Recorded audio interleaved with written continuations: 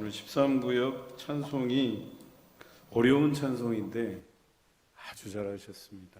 아주 살짝 화음도 좀 들리고. 그런데 오늘 제가 마음에 감동이 있었던 것은 이 대형을 잘 짜셨어요. 자리 배치를 어떻게 이렇게 지혜롭게 하셨는지.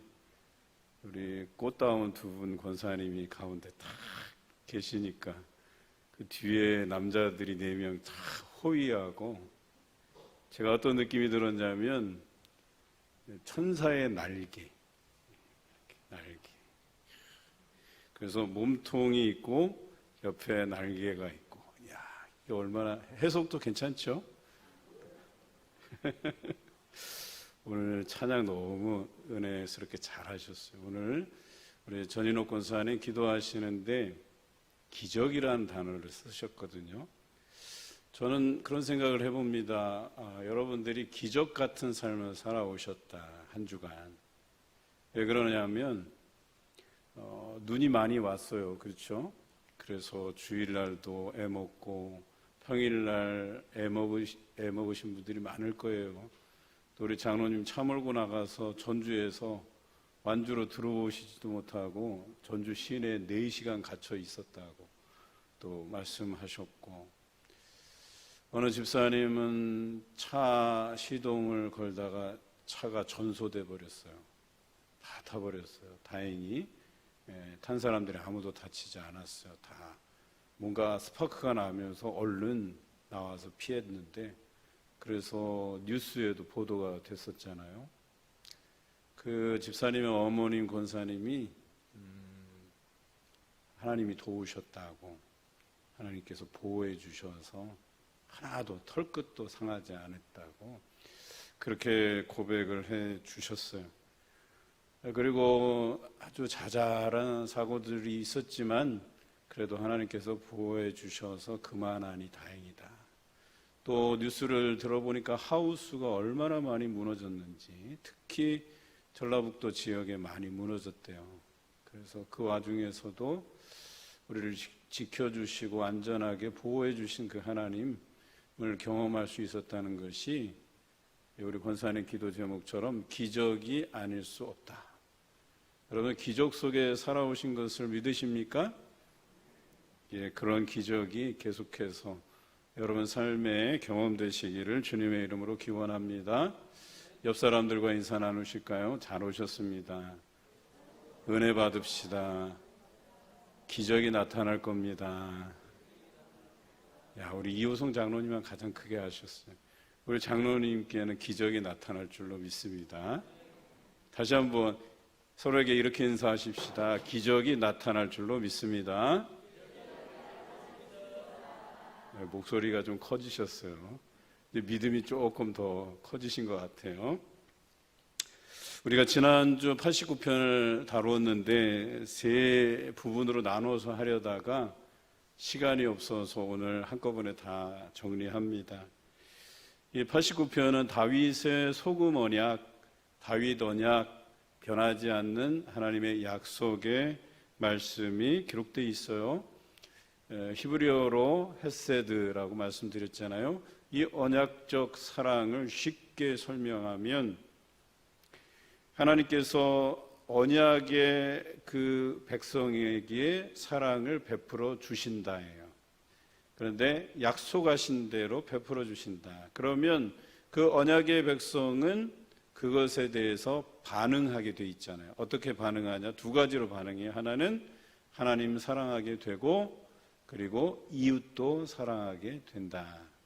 그래서 예수님께서 이것을 기초로 해서 이 땅에 오셔서 가장 큰 계명이 뭐냐라고 물었을 때 2가지 대답을 해놓으셨잖아요. 첫째는 하나님 사랑, 둘째는 이웃 사랑.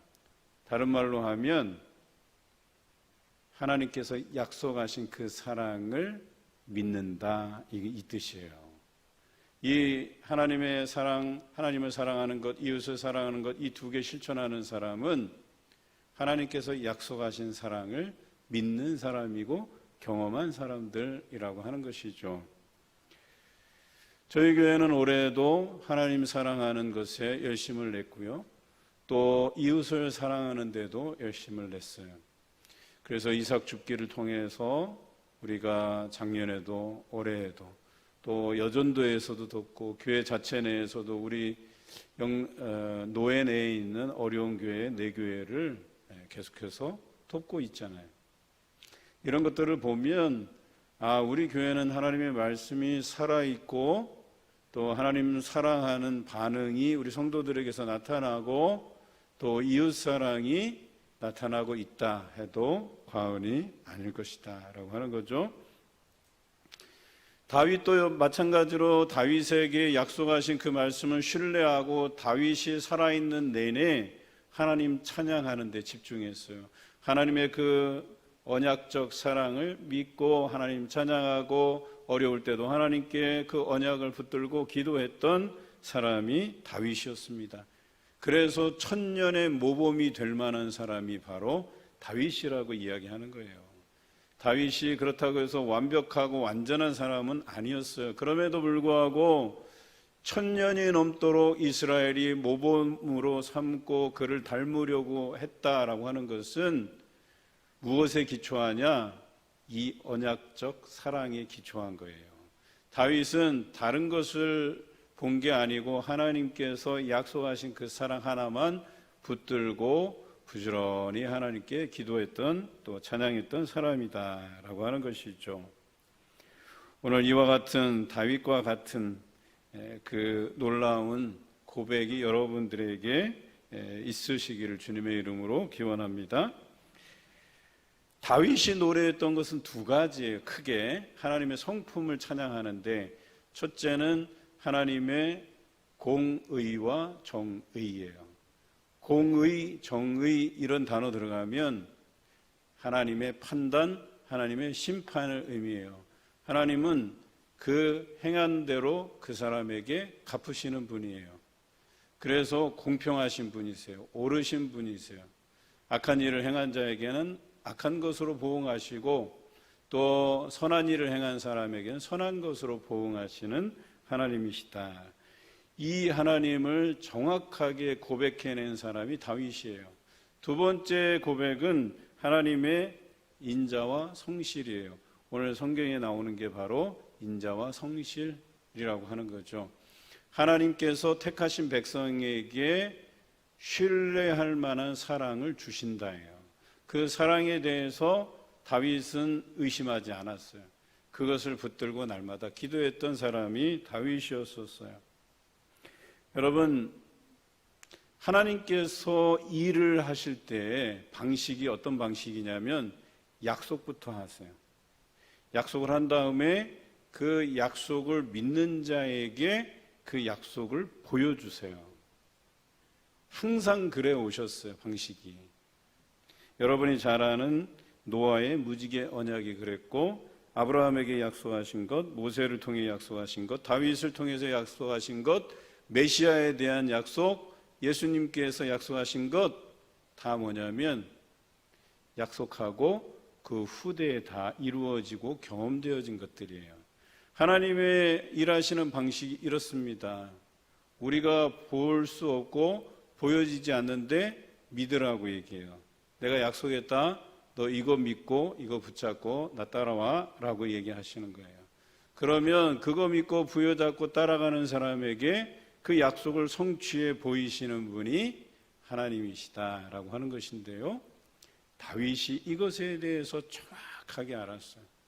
그래서 그가 전성기를 누릴 때든지 아니면 어려움을 당할 때든지 그는 그저 하나님의 그 약속하심을 믿고 부단히 하나님께 기도하고 찬송하는 일을 쉬지 않고 했던 사람이다라고 하는 것이죠. 여러분, 약속은 관계가 이어지게 만드는 방법이고 도구예요.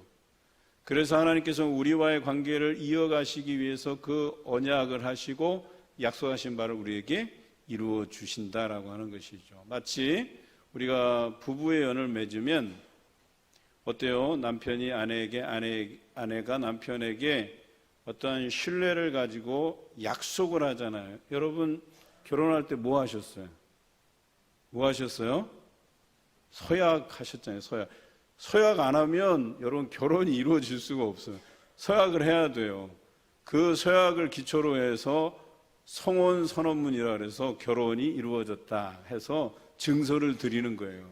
믿지 않는 사람들에게도 서약을 통해서 여러분 그 서약을 내가 이 결혼하는데 서로에 대한 약속을 지키겠다 하면서 그 약속을 기초로 해서 결혼 증서가 여러분에게 배달되는 거거든요.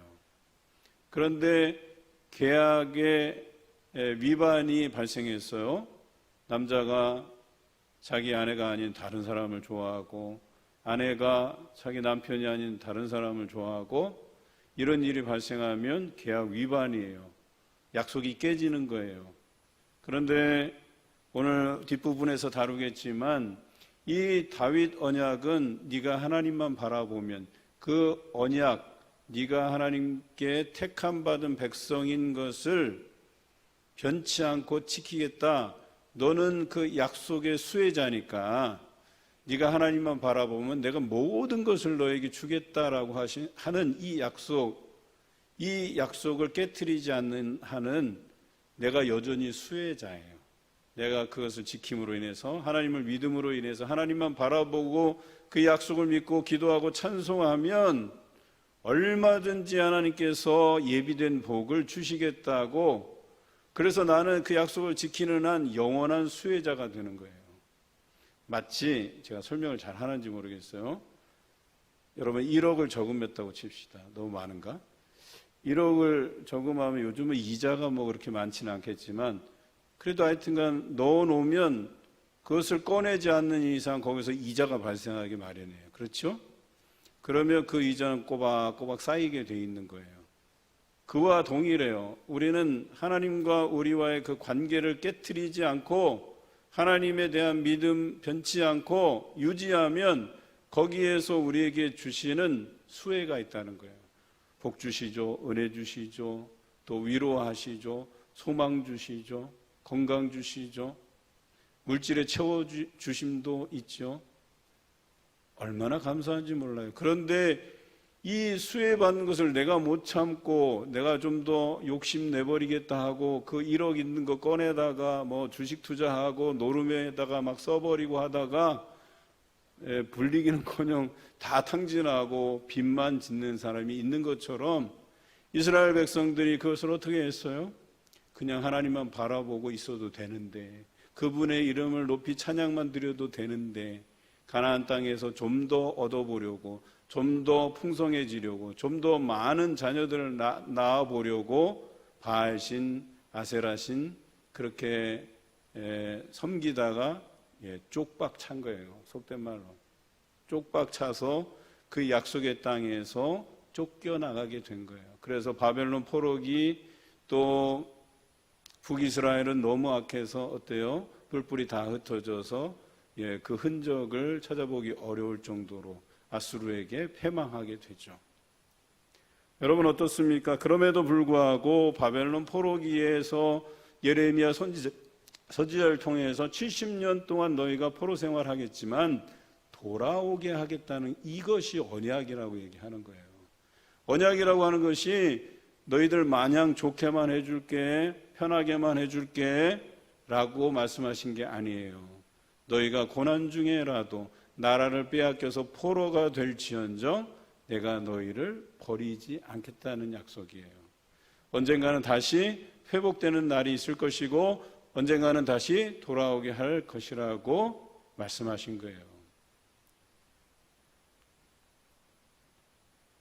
하나님께서는 다윗에게 하신 약속으로 인해서 그를 견고하게 하고 힘이 있게 하셨다라고 21절에 노래하고 있어요.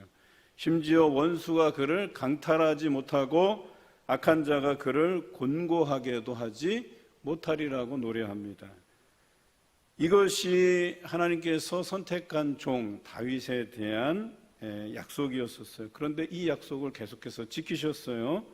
그래서 하나님께서는 택하신 종들을 높이시고 또 높이실 뿐만 아니라 그 다윗의 왕위를 견고하게 하셨고 그 후손들이 그 왕위를 계속해서 대물림할 수 있고 이어갈 수 있게 하셨다라고 하는 것이죠.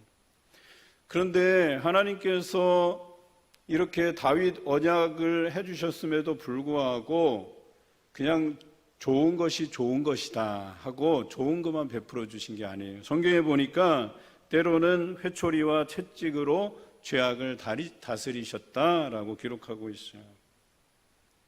여러분, 하나님께서 휘두르시는 회초리 또는 좀 더 크게 채찍이라고 하는 것은요, 우리가 상상하기 어려운 거예요. 그냥 어머니가 자녀들 잘 되라고 회초리 때리는 이런 수준 아니에요.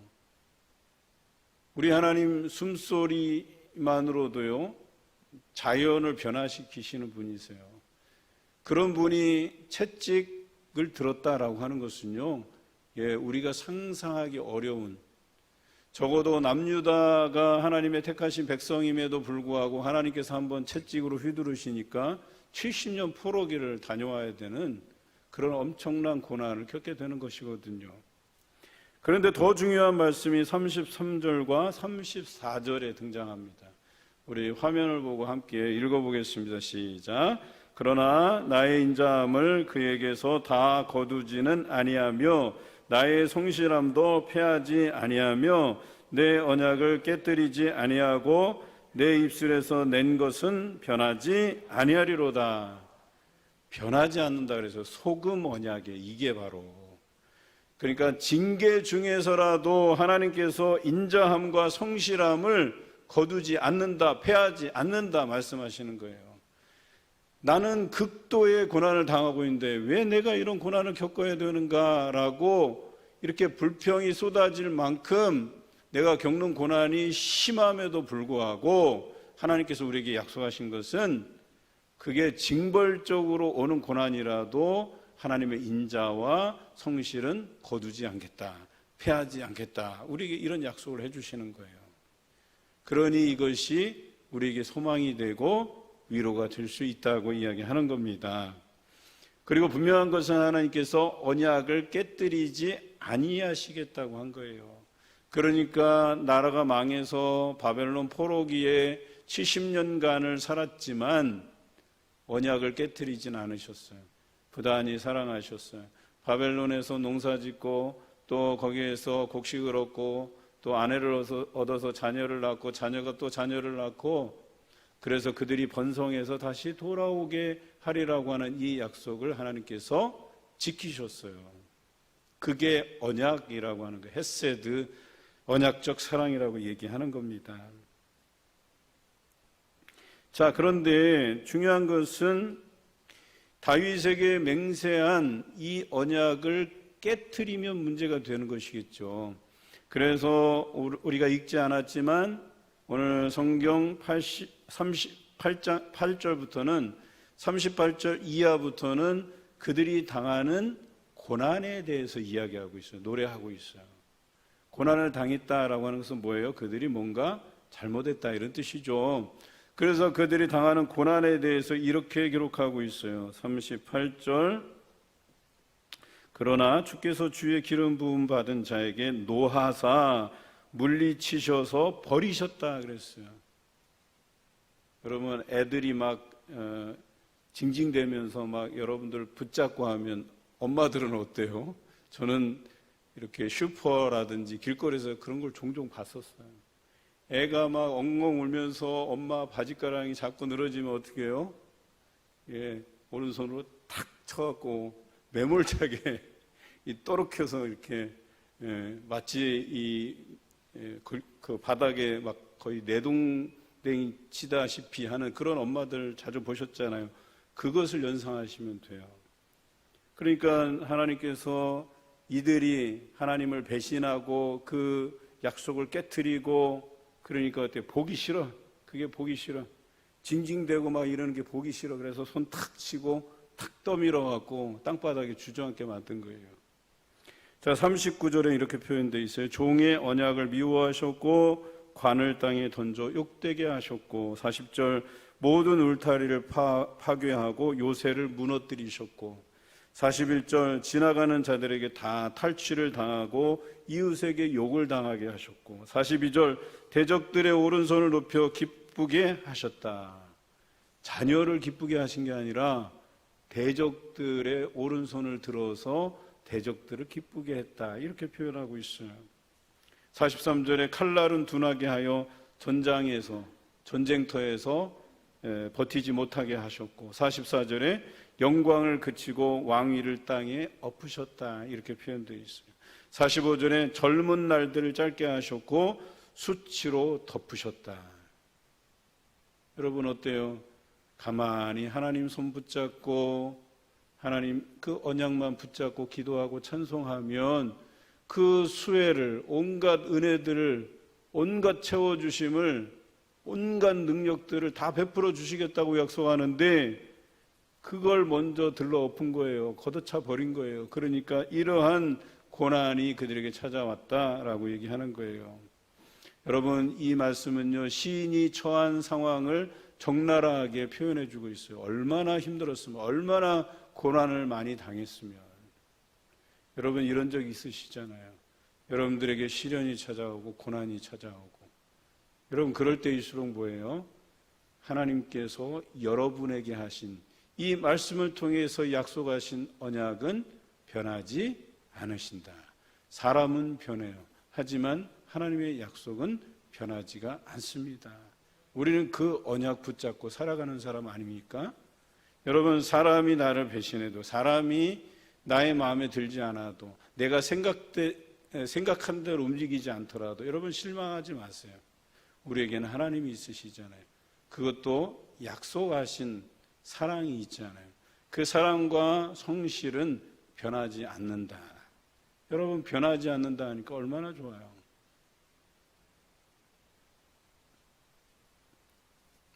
제 아내가 어느 날 갑자기 집에서 서글퍼지더래. 그래서 엉엉 울면서 눈물이 나더래. 이유는 한 가지. 남편이 제가 자기에게 어떤 사랑하는 마음으로 대해주지 않는다, 이런 생각이 들었나 봐요. 아니 가끔 그래, 가끔. 여러분들도 그러지 않아요? 가끔 혼자 있을 때 보면 괜히 막 서러움이 확 밀려올 때가 있어요. 내가 자기한테 한 게 얼만데 이러면서. 그래서 제가 그날 이렇게 위로해 주면서 그래 사랑한다 표현도 좀 해주고 그걸 무마하기 위해서 꽤나 힘을 썼어요. 여러분 그런데요, 우리 하나님의 사랑이라고 하는 것은 그 남편이나 아내가 주는 사랑이 여러분 일정하기는 어려워요. 여러분 힘들어 죽겠는데 사랑해 달라고 조르고 나한테 표현해 달라고 조른다고 해서 그게 되겠어요? 피곤하면 그냥 엎어서 자야지. 그런데 우리 하나님께서는 언제든지 우리가 사랑을 표현해낼 때 그거의 곱절 이상으로 우리에게 베풀어 주시는 분이세요. 우리는 씨로만 심었는데 우리 하나님께서는 30배, 60배, 100배로 열매 맺게 해주시는 분이세요. 이거 얼마나 남는 장사예요. 우리는 그저 하나님 사랑합니다 하는데 우리 하나님께서는 30배로, 60배로, 100배로 갚아주신다는 거예요. 우린 수혜자예요. 언약의 수혜자, 약속의 사랑의 수혜자라고 하는 거예요. 우리 다 같이 따라해 봅시다. 나는 언약적 사랑의 수혜자다. 얼마나 좋아요, 수혜자. 저는 이 표현이 참 좋더라고요. 우리 하나님께서 나를 사랑하시는구나. 여러분 그 한 생각이면 여러분에게 어떤 잡다한 생각들이 들잖아요. 다 사라지게 돼 있어요. 내게 누군가가 서운하게 했잖아요. 우리 하나님의 언약적 사랑만 기억하고 붙잡으면 다 눈녹도 사라지게 돼 있어요. 걱정할 것 아무것도 없어요. 하나님께서 내가 하나님께 사랑을 고백한 것에 대해서 30배, 60배, 100배로 돌려주시는 그 하나님, 여러분 신실하게 믿고 의지하시길 주님의 이름으로 기원합니다. 오늘 시인이 처한 이 상황에서 시인은 어떻게 기도하는 줄 아세요? 이렇게 기도합니다. 이 다윗에게 맹세한 언약을 하나님 앞에 상기시켜요. 하나님, 다윗에게 이렇게 약속하셨잖아요. 저희가 다윗의 후손입니다. 그 후손에게까지 하나님께서 이 언약적 사랑을 보여주시겠다고 말씀하시지 않았습니까? 이렇게 반문하는 거예요. 우리가 생각할 때는 좀 건방지잖아요. 시인이 막 따져 묻는 거예요. 하나님께 따지고 드는 거예요. 하나님 약속하신 거 왜 지키지 않습니까? 왜 우리에게 이런 고난을 주십니까? 라고 따져 묻는 거예요. 그런데요, 얼마나 그가 당한 고난이 처절했으면 그렇게 따져 물었겠냐라는 것, 물론 이것도 이유가 되겠지만 하나님께서 언약하신 사랑의 범주라고 하는 게 이렇게 기도해도 된다라고 오늘 성경에서 우리에게 소개하고 있는 거예요. 좀 건방지게 느껴질 수는 있을 거예요. 그러나 그렇다고 해서 그렇게 기도하는 것이 합당하지 않다고 하나님께서 이 노래하는 시인을 하나님께서 쳐서 상하게 하시거나 아니면 죽이시거나 그런 게 아니에요. 이 시인의 기도를 그대로 하나님께서 받고 계시다라고 하는 거예요. 하나님 약속하셨잖아요. 그 약속의 사랑 제게 보여주세요라고 하는 따져 묻는 것 같지만 이 기도까지 하나님께서 용납하셨다라고 하는 것입니다. 여러분, 이렇게 기도하셔야 돼요. 여러분, 간절하게 기도하셔야 된다라고 얘기하는 거예요. 어려울수록 더 간절하게 기도해야 된다는 거예요. 여러분, 간절하게 기도해야 된다는 것이 무엇인지 다니엘서 9장 3절에서 6절까지가 잘 보여주고 있어요. 우리 화면을 보고 우리 함께 읽겠습니다. 내가 금식하며 베옷을 입고 죄를 덮어쓰고 주 하나님께 기도하며 간구하기를 결심하고 내 하나님 여호와께 기도하며 자복하여 이르기를 크시고 두려워할 주 하나님, 주를 사랑하고 주의 계명을 지키는 자를 위하여 언약을 지키시고 그에게 인자를 베푸시는 이시여, 우리는 이미 범죄하여 패역하며 행악하며 반역하여 주의 법도와 규례를 떠나싸우며 우리가 또 주의 종 선지자들이 주의 이름으로 우리의 왕들과 우리의 고관과 조상들과 온 국민에게 말씀한 것을 듣지 아니하였나이다. 다니엘이 기도했던 내용을 요약하면 하나님께서 우리에게 약속하신 그 언약적 사랑을 의지해서 기도합니다. 여기서 시작하는 거예요.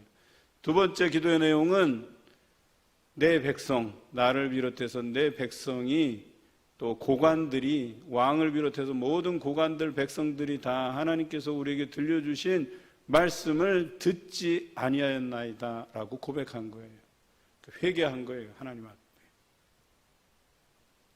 그런데 어떻게 기도했다고 그랬어요? 금식하며 베옷을 입고 죄를 덮어쓰고. 제가 한 주 내내 이 말씀 묵상하면서 은혜가 됐어요.